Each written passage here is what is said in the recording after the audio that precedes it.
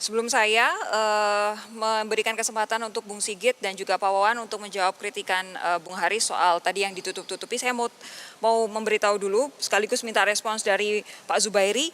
Dari catatan kami, tim jurnalis Kompas TV adalah ternyata bahwa Pak Budi Karya Sumadi menghadiri rapat terbatas terakhir sebelum akhirnya kembali masuk rumah sakit adalah tanggal 11 Maret.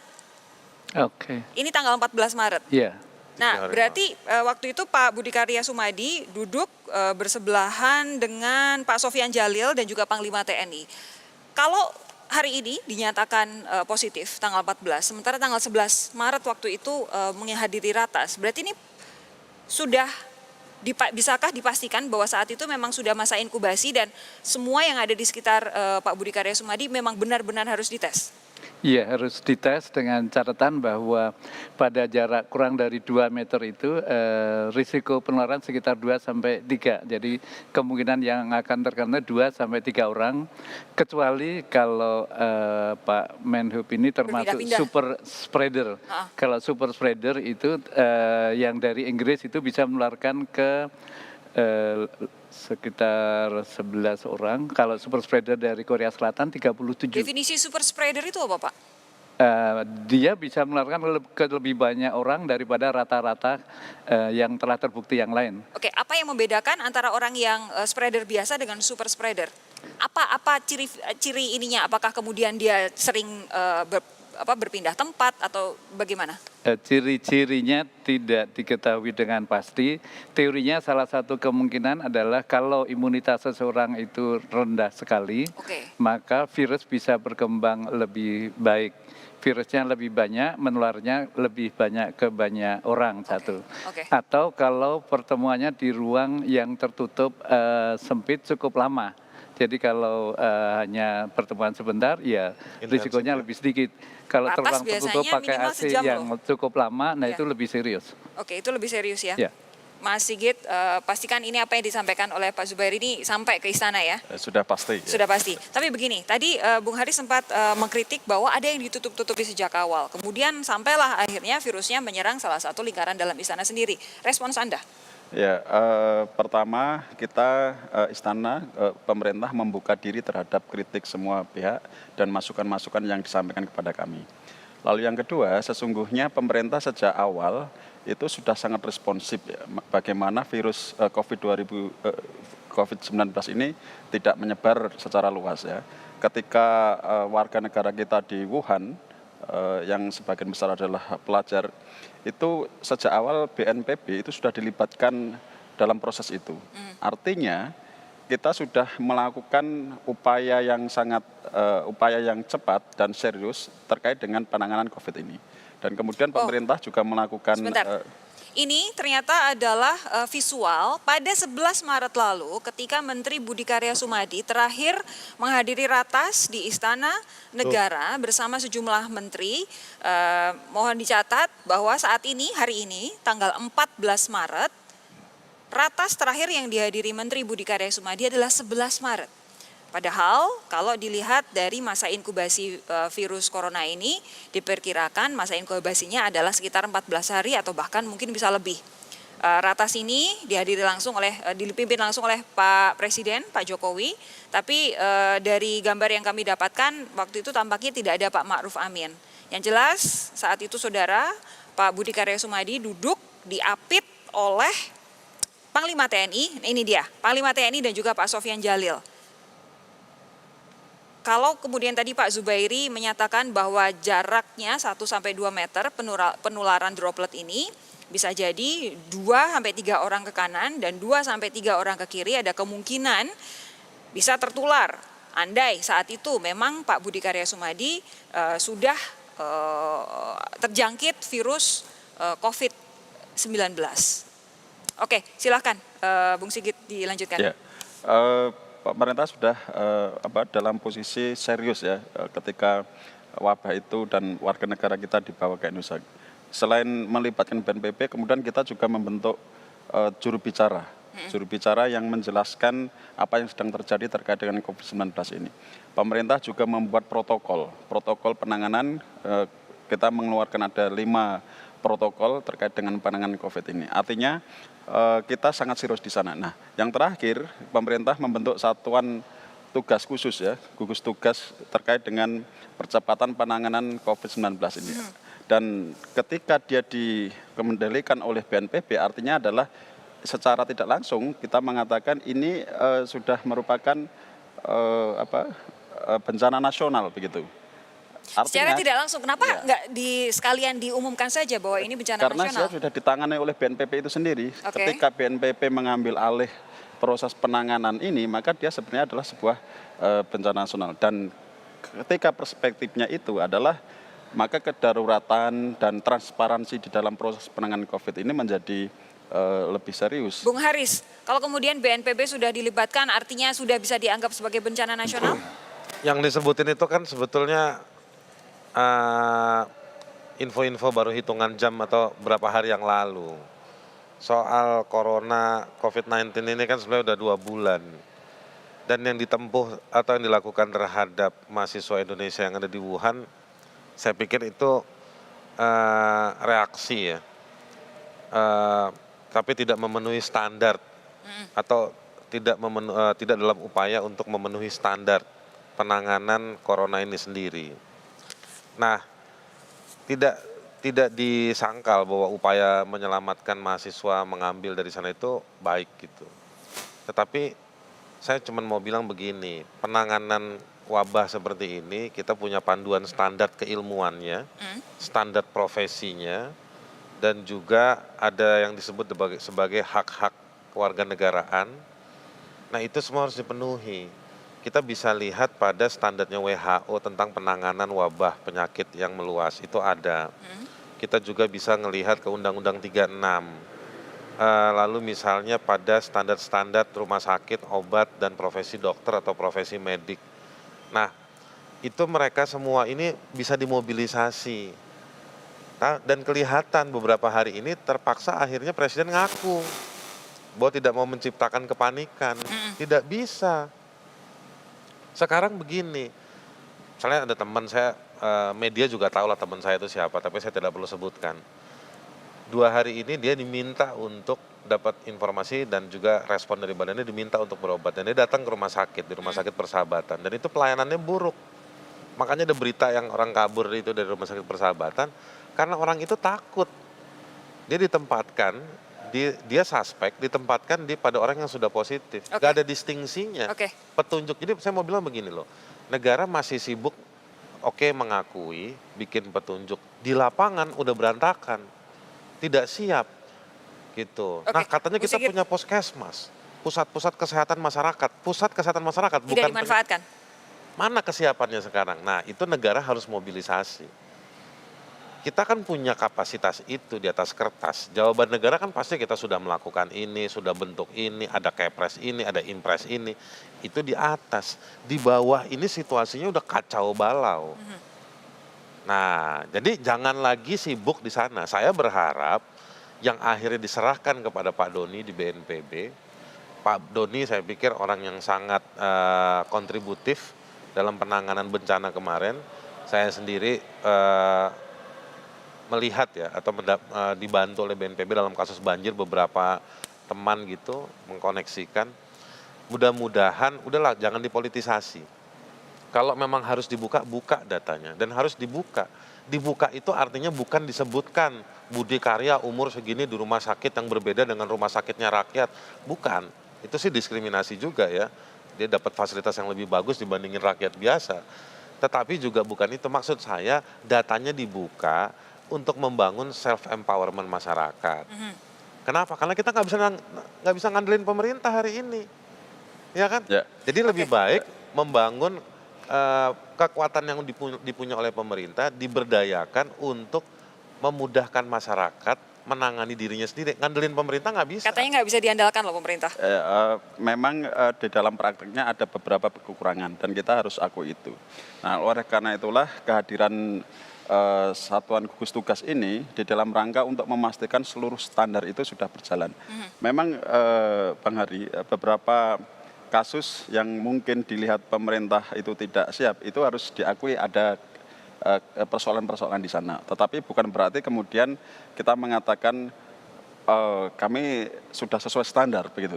Ini kita akui ada kekurangan-kekurangan. Tetapi dengan hadirnya satuan gugus tugas ini, pemerintah ingin supaya semua yang sudah ditetapkan melalui standar-standar itu bisa beroperasi dengan baik, dan apa yang nanti kemungkinan tersebut juga bisa diantisipasi begitu. Silakan. Enggak, begini nih, yang penting itu begini, kita jangan berdebat kusir soal regulasi terus.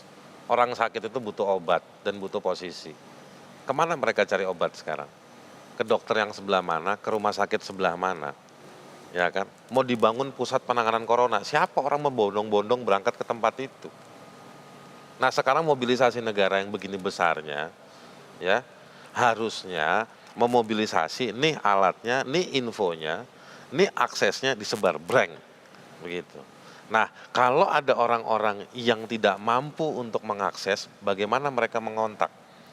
Kan Informasi sudah itu ada 100 rumah sakit yang sudah didaftar itu. Pak Wawan, 100 Langsung rumah menuju sakit. sana aja. Begini. Saya kira enggak masalah. Nah, itu dia. Kita masih berpikir negara ini hebat kalau lu butuh gua, lu datang ke gua. Orang sakit. Bayangkan Pak Budi Karya yang orang dalamnya istana, gak ada di RSPAD, di rumahnya. Apa Pak Wawan mau ngomong? Saya dari Badan Intelijen Negara, ada saya perintahkan datang ke rumah sakit yang saya rujuk. Artinya gini, kan sudah dibuka ya, rumah sakit mana yang menjadi rujukan, dan bahkan ini nanti akan ditambah menjadi 1.000.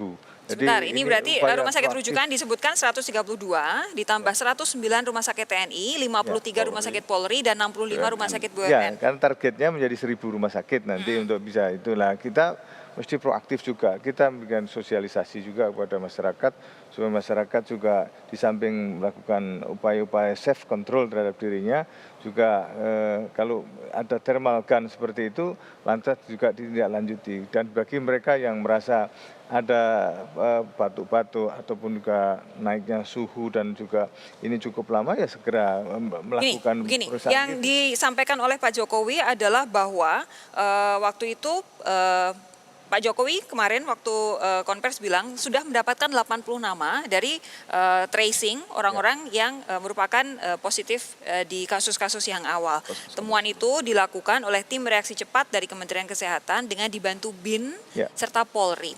BIN apakah kemudian tidak terbantu ketika ada masyarakat yang bisa tahu bahwa dengan informasi dari pemerintah, ini loh, positif corona sudah pernah berada di sini pada saat ini di masa inkubasi, sehingga masyarakat yang pada saat itu merasa bahwa dia juga ada di sana berbarengan satu ruangan dengan positif COVID-19 itu bisa melapor, bisa datang untuk ke rumah sakit rujukan. Jadi bisa datang, dan kita memang juga mendata kepada siapa saja dia berhubungan dengan selama sekian hari itu khusus. Kalau sumbernya adalah orang yang sedang sakit, bukankah dia hanya mengenal orang-orang yang dia akan melaporkan orang-orang yang dia kenal? Bagaimana dengan yang tidak kenal? Ya, satu persatu semuanya, karena pada akhirnya nanti juga akan ditrace terus ya. Dan orang yang dikenal pun juga kadang-kadang alamatnya juga tidak tahu atau dalam kondisi dia pertemuannya juga pertemuan yang sekedarnya misalnya, kan itu juga perlu waktu untuk dilakukan. Tapi kita tidak terhenti di situ saja. Artinya kita terus memburu supaya ini bisa dilakukan isolasi. Silakan dulu. Sebenarnya yang dilakukan pemerintah itu adalah transparansi yang terukur begitu ya.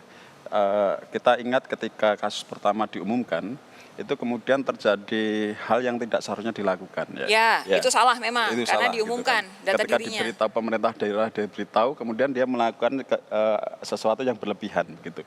Nah, itulah kemudian manajemen informasi itu kemudian dilakukan.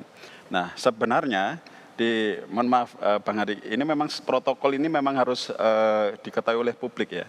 Di protokol tentang informasi bagaimana COVID ini diberikan, itu sudah ada kewenangan tim komunikasi juru bicara pusat itu harus melakukan apa, juru bicara di daerah itu melakukan. Misalnya di daerah itu bisa punya kewenangan mengumumkan tentang jumlah dan sebaran. Ya.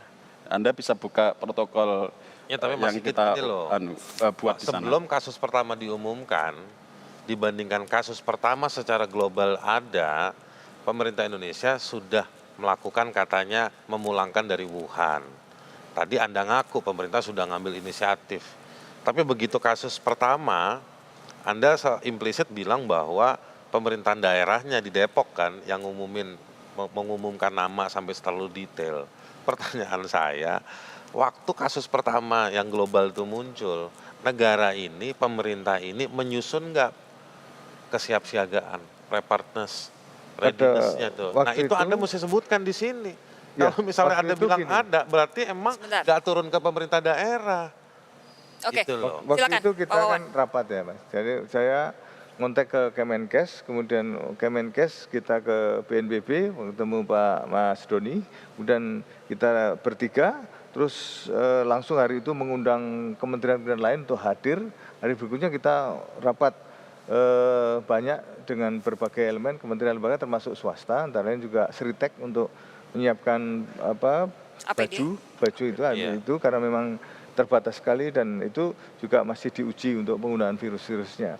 Jadi termasuk Kimia Farma juga hadir, kementerian banyak yang terlibat termasuk juga perbatasan-perbatasan lintas batas maupun juga Angkasa Pura dan juga pelabuhan semua. 135 pintu masuk kita langsung jaga. Di sana juga langsung kita pakai alat-alat itu meskipun waktu itu memang sangat terbatas dan tidak bisa mendatangkan secara mendadak. Nah ini terus kita lakukan upaya-upaya terus tracing terus dilakukan dan waktu itu juga sudah kita upayakan untuk disinfektan untuk wilayah-wilayah tertentu. Nah kemudian muncullah belakangan ini yang kasus pertama di mana? Di Depok ini. Semua suspek pada waktu itu awalnya kan 136. Itu semua kita datangi satu-satu dan ternyata berhasil disembuhkan. Nah ini yang terus silakan Pak Zubairi.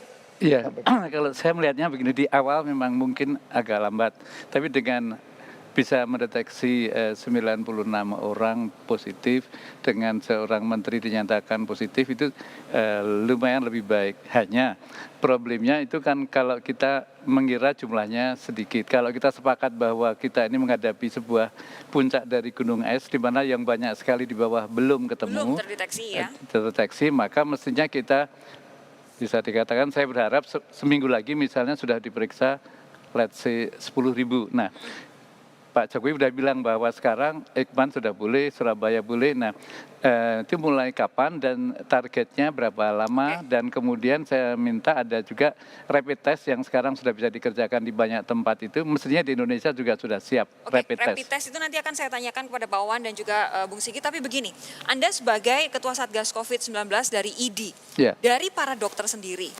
ada nggak curhat kepada Pak Zubairi bahwa selama ini penanganan yang dikomunikasikan atau yang dilakukan oleh pemerintah ini benar-benar sudah memberikan ruang gerak yang cukup, memberikan persenjataan yang cukup dan memberikan keamanan yang cukup untuk dokter-dokter. Jangan-jangan dokter-dokter kita kewalahan juga. Iya, di awal memang dokter memang berkewajiban untuk menambah ilmu sendiri, mengatasi sendiri kalau ada kasus baru seperti sekarang ini. Jadi di awal-awalnya kami selalu membahas dan menemukan banyak pustaka dari CDC Amerika, dari WHO, dari Australia, dari Cina. Cina juga cukup banyak websitenya yang bagus untuk ini. Nah, kemudian kita berusaha sebaik mungkin. Nah itu, tetapi dalam hal pertanyaan terakhir tadi memang benar sekali bahwa ternyata kami para dokter itu mempunyai risiko terkena penyakit ini. Ya. Dan risiko itu sebetulnya bisa diminimize kalau alat bantu katakanlah masker untuk dokter, untuk perawat, tenaga kesehatan yang lain itu cukup. Demikian pula gaunnya, alat pelindung dirinya, kemudian juga sarung tangan dan yang lain-lain sekarang kelihatannya mulai ada masalah. Nah tadi dibahas juga di BNPB bahwa katanya segera akan diimpor dari Singapura, mereka bersedia bantu banget, Australia juga akan bersedia bantu banget kalau sudah dinyatakan bencana. Jadi mereka mengharapkan itu dan akan segera mengirim bantuan dan kelihatannya kuncinya adalah kalau sudah dinyatakan bencana? Ya, setelah dinyatakan bencana. Oke, baik. Nanti saya akan tanyakan soal pemeriksaan massal atau rapid test tadi yang disampaikan oleh Pak Zubairi. Sesaat lagi, saudara, jangan kemana-mana, tetap bersama kami.